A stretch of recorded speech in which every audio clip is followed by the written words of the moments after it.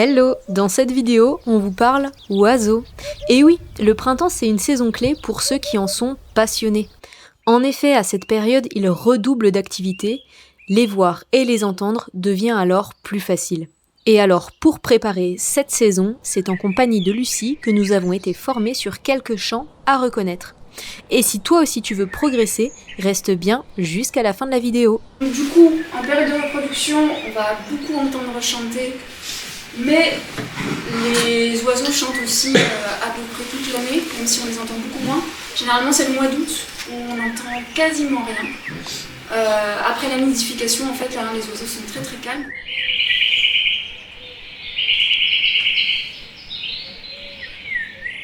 Okay guys, today we are going to listen for the birds, so you can follow me and I show you the different birds in this forest. So come on. La mésange charbonnière est commune, facile à voir dans les parcs et forêts. Elle est jaune intense sur le ventre et porte une cravate sombre plus ou moins large selon le sexe. Elle a une très grande diversité de chants, mais le plus simple et qui revient souvent se compose de tit-tut, tit-tut, tit-tut répétés et qui lui vaut son nom de Great Tit par les Anglais. On l'écoute. Le pigeon ramier, c'est un pigeon forestier d'aspect gris, il a une barre blanche au cou ainsi qu'une autre visible sur la face supérieure de l'aile. Quand il chante, il nous donne clairement son nom en répétant en 5 syllabes « Je suis un pigeon ».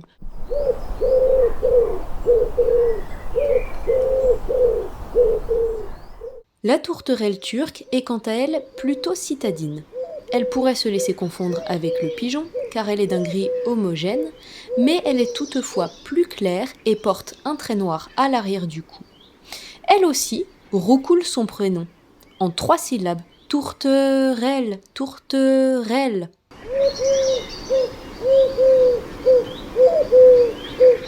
Le rouge-gorge est parfois nommé le rougaou.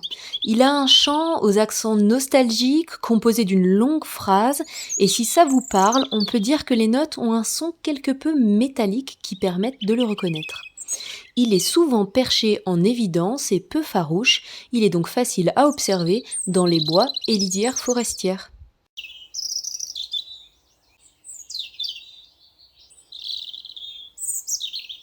Et enfin, un dernier.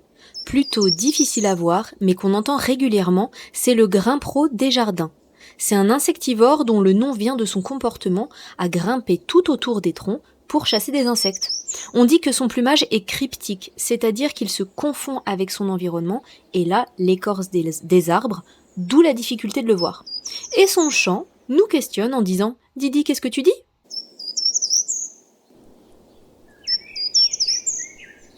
On espère que cette petite vidéo t'aura plu et surtout, si tu as envie d'en apprendre plus sur d'autres oiseaux, n'hésite pas à nous le dire en commentaire.